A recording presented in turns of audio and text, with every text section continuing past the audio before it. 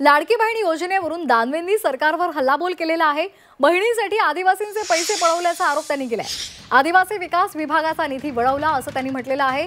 अंबादास दानवे यांनी ट्विट केलेलं आहे आणि या ट्विटच्या माध्यमातून त्यांनी सरकारवर घणाघात केलाय। अंबादास दानवे काय म्हणालेले आहेत या ट्विटमध्ये पाहूयात।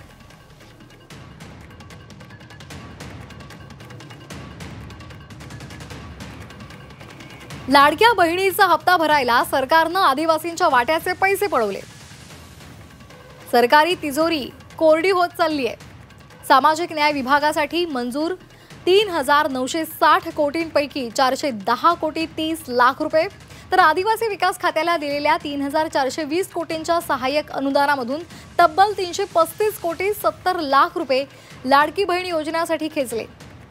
अशा प्रकारे आदिवासी विभागाच्या वाट्याचे एकूण 746 कोटी रुपये खर्च सरकारने केलेले आहेत।